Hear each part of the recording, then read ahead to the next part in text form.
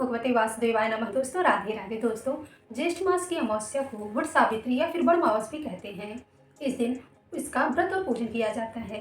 इस दिन हर सुहागन महिलाएं अपने पति की उन्नति के लिए और उनकी लंबी आयु के लिए व्रत रखती हैं।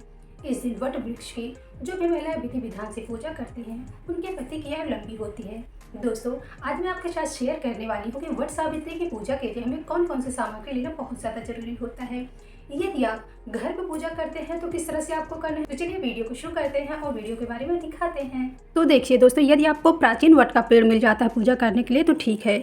अगर आपको किसी कारणवश आप नहीं जा पा रहे हैं, आपको नहीं मिल पा रहा प्राचीन पेड़, तो आपको क्या करना है, आपको नर्सरी से एक छोटा सा पौधा मंगा लेना है, उसको अपने किसी गमले में लगा लेना और उसकी पूजा कर लेना है। अगर वो भी नहीं संभव है तो आपको क्या करना है, वट सावित्री के एक दिन पहले ही आपको उसमें से एक टहनी तोड़ लेना है जिसमें इस तरह से फल लगे हों। देखिए इस तरह से फल लगे हों, उसको ला करके आपको अच्छे से रख देना है। दूसरे दिन यानी कि आपको उसकी विधि विधान से पूजा करना है, उसको किसी गमले में लगा लेना है। आपको ये ध्यान देना है कि जिस दिन आप वट सावित्री का व्रत रखें उस दिन आपको तोड़ करके नहीं लाना है। तो सबसे पहले चीज़ आपको एक टहनी ला लेना है, ला करके अपने घर में रख लेना है। उसके बाद अब जान लेते हैं पूजा की थाली में हमें कौन कौन सी सामग्री को रखना है।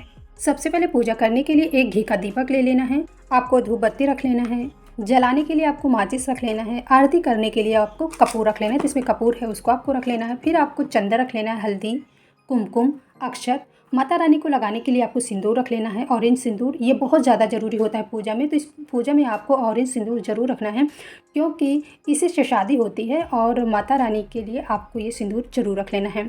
उसके बाद फिर आपको अपना ऑरेंज सिंदूर रख लेना है जिससे आपकी शादी हुई हो, जिसे सिंदूरा बोला जाता है, उससे अपनी पूजा में ज़रूर रखें और इसी से आपको इस दिन मांग भरना होता है, तो इसको अपनी पूजा में ज़रूर रखें। और जब आप पूजा करें तो इसमें से आपको सिंदूर ज़रूर लगाना होता है क्योंकि ये जो व्रत और पूजन है सुहाग के लिए किया जाता है, तो इसे अपनी पूजा में ज़रूर से ज़रूर रखें।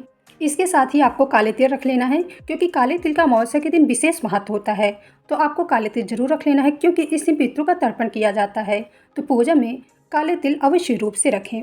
इस तरह से आपको गौरी गणेश बना लेना है। सुपारी पर कलावा लपेट कर आप गणेश ही बना लीजिए और चाहे तो आप गाय के गोबर से या फिर आप हल्दी पाउडर से ऐसे आप गौरी बना सकते हैं। तो इस तरह से आपको गौरी गणेश बना लेना है और इस दिन आपको गौरी गणेश की विधि विधान से पूजा करना है। इसके साथ ही वट सावित्री पूजन और व्रत कथा की बुक रख लेना है और इनकी विधि विधान से आपको पूजा करना है। इनसे में आपको हल्दी टीका चंदन कर देना है और उनकी विधिवत पूजा करना है।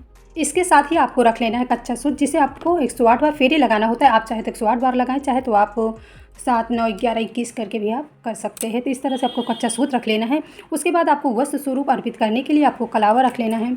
उसके बाद आपको इत्र रख लेना है लगाने के लिए भगवान को, तो आपको इत्र रख लेना अपनी पूजा के पास। आपको 2 जनेऊ रख लेना अपनी पूजा में, एक गणेश भगवान को चढ़ाने के लिए और दूसरा आपको शंकर भगवान को अर्पित करने के लिए। तो आप दोनों एक जनेऊ रख लीजिए ऐसे इस तरह से। इसके साथ ही बड़मावस में यानी कि वट सावित्री व्रत की पूजा में आपको ऐपन का प्रयोग जरूर करना चाहिए। ऐपन आप चावल के आटे में हल्दी मिक्स करके आप बना सकते हैं। तो इस तरह से आपको ऐपन बना लेना है जिससे आपको वट सावित्री की और आपको शंकर भगवान, माता पार्वती, गणेश जी की आपको विधि विधान से पूजा करनी है। तो इस तरह से आपको ऐपन बना के रख लेना है। इसके साथ ही माता रानी को आपको कुछ न कुछ सुहाग की सामग्री अर्पित जरूर कर देना है। आप इसमें कुछ न कुछ दक्षिणा लगा करके ही सुहाग की सामग्री माता रानी को अर्पित करें।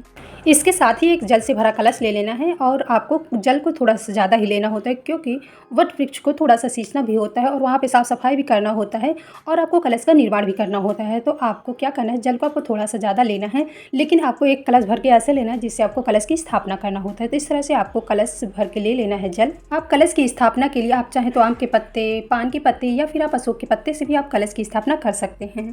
कलश में डालने के लिए आप सिक्का, सुपारी, हल्दी की गांठ या फिर हल्दी की गांठ नहीं आपके पास तो आप पाउडर भी ले सकते हैं। उसके बाद एक लौंग, एक इलायची आपको रख लेना है जिसको आपको कलश में डालना होता है। उसके बाद फिर आपको कलश में आपको हल्दी से स्वास्तिक बना लेना है और कलश के कंठ में आपको मौली जरूर बांध देना है। उसके बाद अगर आप बाहर पूजा करने जा रहे हैं तो आपको मिट्टी के कलश में आपको पूजा करना है, मतलब कलश बनाना है।